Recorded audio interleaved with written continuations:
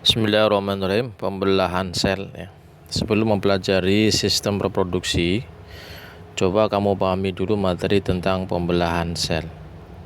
Sebelumnya kamu telah mengetahui bahwa pada awalnya manusia itu berasal dari satu sel. Sel tersebut kemudian mengalami pembelahan, sehingga jumlah sel manusia pada saat dewasa dapat mencapai 200 triliun. Dapatkah kamu menyebutkan satu alasan mengapa sel itu harus membelah?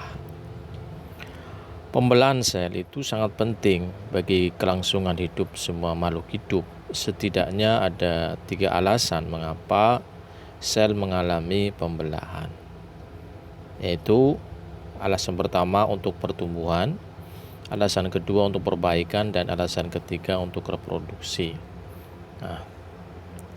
Alasan pertama, sel mengalami pembelahan adalah untuk pertumbuhan. Masih ingatkah kamu bahwa salah satu ciri makhluk hidup adalah mengalami pertumbuhan? Makhluk hidup dapat tumbuh karena sel-selnya bertambah banyak. Semakin banyak sel pada makhluk hidup, maka semakin besar ukuran makhluk hidup itu. Alasan selanjutnya adalah mengapa sel membelah? Tujuannya adalah untuk perbaikan. Pernahkah kamu mengalami luka pada bagian tubuhmu? Apakah setelah beberapa lama bagian tubuh yang luka tersebut dapat menutup seperti semula? Sebenarnya pada bagian tubuhmu yang mengalami luka tersebut terjadi kerusakan jaringan. Perbaikan jaringan yang rusak pada tubuhmu tersebut adalah hasil dari proses pembelahan sel. Alasan terakhir mengapa sel membelah, yaitu untuk bertujuan untuk reproduksi. Reproduksi atau perkembangbiakan adalah ciri lain dari makhluk hidup. Pada proses reproduksi seksual diperlukan sel kelamin untuk membentuk individu baru atau anakan. Proses pembentukan sel kelamin ini dilakukanlah dengan cara pembelahan sel. Jadi, menurut teori sel, semua sel hidup berasal dari sel yang sudah ada sebelumnya. Teori ini dinyatakan oleh Rudolf Virchow pada tahun 1855. Pembentukan sel-sel baru atau anakan dari sel yang sudah ada sebelumnya dapat terjadi melalui proses pembelahan sel. Pembelahan sel ini dibedakan menjadi 2, yaitu pembelahan mitosis dan pembelahan meiosis. Pertumbuhan mitosis itu terjadi pada sel-sel tubuh atau sel somatik makhluk hidup. Pada pembelahan mitosis ini dihasilkan sel anak yang mempunyai kromosom yang jumlahnya sama dengan jumlah kromosom sel induk. Apa itu kromosom? Kromosom adalah materi genetik yang berperan dalam pewarisan sifat. Lanjut, bagaimana dengan pembelahan secara meiosis? Pembelahan secara meiosis hanya terjadi pada sel-sel kelamin. Pembelahan ini berfungsi untuk menghasilkan sel gamet atau sel telur atau sel sperma. Melalui pembelahan ini akan dihasilkan sel anak yang mempunyai jumlah kromosom setengah dari jumlah kromosom sel induk. Jelas perbedaannya ya. Kalau pada pembelahan mitosis, ini akan dihasilkan sel anak yang mempunyai kromosom yang jumlahnya sama dengan jumlah kromosom sel induk. Akan tetapi kalau pada pembelahan meiosis adalah dihasilkan sel anak yang mempunyai jumlah kromosom setengah dari jumlah kromosom sel induk. Paham ya?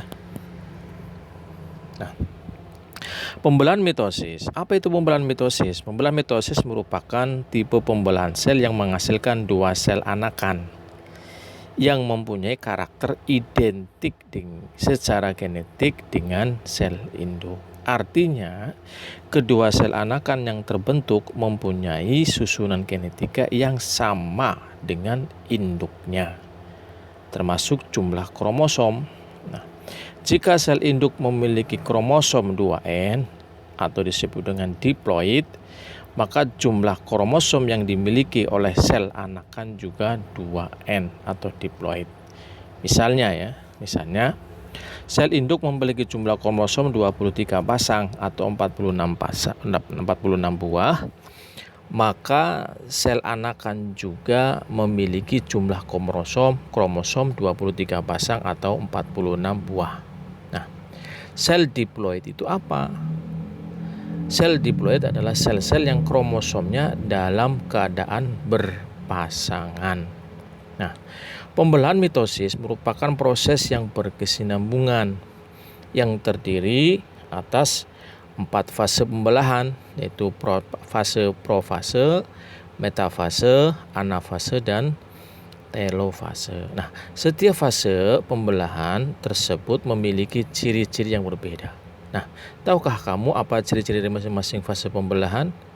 Nah, agar kamu dapat lebih memahami fase pembelahan mitosis dan ciri-ciri yang terjadi pada setiap fasenya, perhatikan gambar 1.2. Nah, pada intinya, coba perhatikan gambarnya ya. Pada intinya, pada tahap akhir dari pembelahan mitosis itu adalah fase yang namanya fase telofase. Umumnya selalu diikuti dengan pembelahan sitoplasma yang disebut dengan sitokinesis. Nah, pada saat sitokinesis inilah terbentuk cincin pembelahan yang berfungsi membagi sitoplasma sehingga terbentuk dua sel anakan. Begitu ya. Paham ya? Nah, pembelahan meiosis adalah pembelahan sel yang menghasilkan 4 sel anakan yang masing-masing sel anakan hanya memiliki separuh dari jumlah kromosom sel induk. Nah, coba perhatikan gambar 1.3 ya. Fase-fase pembelahan meiosis. Nah, dapat dikatakan bahwa jumlah kromosom yang dimiliki oleh sel anakan adalah N atau disebut dengan haploid. Oleh karena itu, meiosis disebut dengan sebagai pembelahan reduksi. Nah, masih ingatkah kamu pembelahan meiosis terjadi pada pembentukan apa? Nah, sebelumnya kamu telah mempelajari fase-fase pada pembelahan mitosis. Menurut pendapatmu, apakah terdapat kesamaan fase pada pembelahan mitosis dan meiosis? Berbeda dengan mitosis. Pembelahan meiosis itu berlangsung dalam 2 tingkat, yaitu meiosis 1 dan meiosis 2. Meskipun demikian, fase-fase pembelahan meiosis itu mirip dengan fase-fase pembelahan mitosis ya.